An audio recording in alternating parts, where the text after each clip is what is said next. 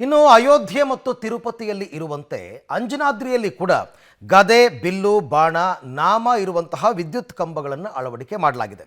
ಆದರೆ ಇದಕ್ಕೆ ಎಸ್ಡಿಪಿಐನವರು ತೀವ್ರವಾಗಿ ವಿರೋಧಿಸ್ತಾ ಇದ್ದಾರೆ.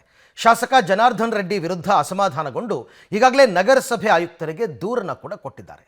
ಯಾಕೆ ಅಂತೀರಾ? ಈ ಸ್ಟೋರಿ ನೋಡಿ ನಿಮಗೆ ಗೊತ್ತಾಗುತ್ತೆ. ಅಂಜನಾದ್ರಿ ಭಾಗದಲ್ಲಿ ಅಯೋಧ್ಯೆ, ತಿರುಪತಿ ಮಾದರಿ ಅಭಿವೃದ್ಧಿ. ಬಿಲ್ಲು, ಬಾಣ, ಗದೆ ಗುರುತಿರುವ ವಿದ್ಯುತ್ ಕಂಬಗಳಿಗೆ ವಿರೋಧ.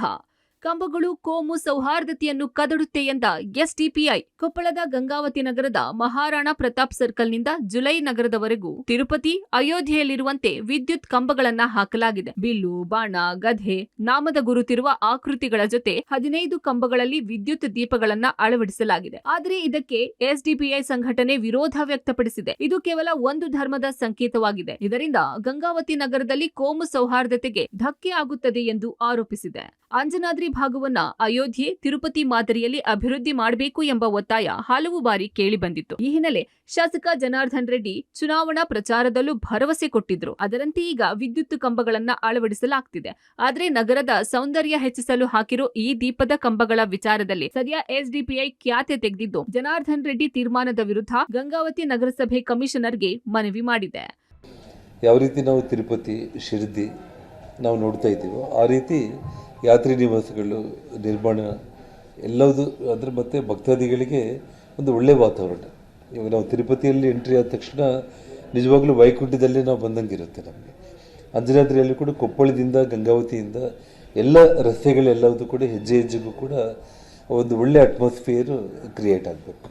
ಸಮಸ್ಯೆ ಏನಿಲ್ಲ, ಕಂಬದಿಂದ ಸಮಸ್ಯೆ ಏನಿಲ್ಲ. ಇಲ್ಲಿ ಶಾಸಕರು ಮತ್ತು ಏನು ಮಾಡ್ತಾ ಇದ್ದಾರೆ ಅಂತಂದರೆ, ಭೂಮಿನವರಿಗೆ ಎಲ್ಲ ಸಮಾಜದವರು ಒಂದೇ ರೀತಿಯಾಗಿ ನೋಡಬೇಕು. ಮುಸ್ಲಿಂ ಜನ ಆಗಿರ್ಬೋದು, ಕ್ರಿಶ್ಚಿಯನ್ ಜನ ಆಗಿರ್ಬೋದು, ದಲಿತ ಸಮಾಜ ಆಗಿರ್ಬೋದು, ಎಲ್ಲರಿಗೂ ಒಂದೇ ರೀತಿಯಾಗಿ ಏನಲ್ಲಿ ತೋರಿಸ್ತಾ ಇದೆ, ಏನು ಸಂಕೇತ ಕೊಡ್ತಾ ಇದೆ ಅಂತೇಳಿ. ಹನುಮ ಗಜ ಇದೆ ಮತ್ತು ವೆಂಕಟರಮಣ ಸ್ವಾಮಿ ಅವರ ಲೋಗೋ ಇದೆ, ಬಿಲ್ಲು ಬಾಣ ಇದೆ, ಆ ಥರ ಎಲ್ಲ ಇದೆ. ಅದಕ್ಕೆ ಏನಿದೆ, ಏನನ್ನು ಕಾನೂನು ಬಾಹಿರವಾಗಿದ್ರೆ ಅದು ತೆರವುಗೊಳಿಸಬೇಕು ಅಂತೇಳಿ. ಕಂಬದಲ್ಲಿ ಲೋಗೋ ಹಾಕಿದ್ರೆ ಅಭಿವೃದ್ಧಿ ಆಗುತ್ತಾ ಅಂತೇಳಿ ನಾನು ಕೇಳುವಂಥದ್ದು. ಅದನ್ನು ತೆರವುಗೊಳಿಸಬೇಕಂತೇಳಿ ಪೌರಾಯುಕ್ತರಿಗೆ ಮನವಿ ಕೊಟ್ಟಿದ್ದೀವಿ. ಗಂಗಾವತಿಯಿಂದ 12 ಕಿಲೋಮೀಟರ್ ದೂರದಲ್ಲಿ ಹನುಮ ಜನ್ಮಸ್ಥಳ ಅಂಜನಾದ್ರಿ ಬೆಟ್ಟದವರೆಗೂ ಇದೇ ಮಾದರಿಯಲ್ಲಿ ಬೀದಿ ದೀಪಗಳ ಅಳವಡಿಕೆ ಮಾಡಲಾಗ್ತಿದೆ. ಇಲ್ಲಿಗೆ ಲಕ್ಷಾಂತರ ಹನುಮ ಭಕ್ತರು ಹಾಗೂ ಪ್ರವಾಸಿಗರು ಬರ್ತಾರೆ. ಇಂತಹ ಪ್ರವಾಸಿ ಸ್ಥಳದಲ್ಲಿ ಬೀದಿ ದೀಪಗಳು ಸುಂದರವಾಗಿ ಕಾಣ್ಲಿ ಅನ್ನೋ ಉದ್ದೇಶಕ್ಕೆ ಹಾಕಲಾಗಿದೆ. ಇದಕ್ಕೆ ವಿರೋಧ ವ್ಯಕ್ತಪಡಿಸ್ತಾ ಇರೋ ಎಸ್ಡಿಪಿಐ ಸಂಘಟನೆ ವಿರುದ್ಧ ಹಿಂದೂ ಮುಖಂಡರು ಕಿಡಿಕಾರಿದ್ದಾರೆ. ಕಷ್ಟಪಟ್ಟು ಮಾಡತಕ್ಕಂಥ ಡೆವಲಪ್ಮೆಂಟ್ ಕಾರ್ಯಗಳಿಗೆ ಅಡ್ಡಿಪಡಿಸ್ತಕ್ಕಂಥ ಯಾವುದೇ ಸಂಘಟನೆ ಅದನ್ನು ಸರ್ಕಾರ ಸುಮ್ಮನಿರಲ್ಲ. ಮತ್ತು ಹನುಮ ಭಕ್ತರು ಅಂಜನಾದ್ರಿಯ ಡೆವಲಪ್ಮೆಂಟ್ ಅಡ್ಡಿ ಆಗ್ತಕ್ಕಂಥ ಅದು ಯಾವುದೇ ಸಂಘಟನೆ ಇದ್ರೂ ಹನುಮ ಭಕ್ತರು ಅವ್ರನ್ನ ವಿರೋಧಿಸ್ತವೆ ಮತ್ತು ತಕ್ಕ ಪಾಠವನ್ನು ಕಲಿಸ್ತವೆ. ಅವರಿಗೆ ಅನುಕೂಲ ಆಗಲಿ ಅಂತೇಳಿ ಈ ಲೈಟ್ ದೀಪಗಳನ್ನ ಹಾಕಿದೆ. ಚೆನ್ನಿಯನ್ನ ಗದೆ, ಒಂದು ಕಡೆ ನಾಮ, ಇನ್ನೊಂದು ಕಡೆ ಶ್ರೀರಾಮನ ಬಿಲ್ಲು ಬಾಣ ಇದೆ. ಈ ರೀತಿಯ ದೂರನ್ನು ಕೊಟ್ಟಿದೆ. ಆ ದೂರನ್ನು ಅವರು ವಾಪಸ್ ತಗೊಳ್ಬೇಕು. ಆ ದೂರನ್ನ ವಾಪಸ್ ತಗೊಳ್ಳದಿದ್ದ ಸಂದರ್ಭದಲ್ಲಿ ಹಿಂದೂ ಸಮಾಜ, ಹನುಮ ಭಕ್ತರು ಅದರ ವಿರುದ್ಧ ಹೋರಾಟ ಮತ್ತು ಪ್ರತಿಭಟನೆ ಮಾಡ್ತಾರಂತ.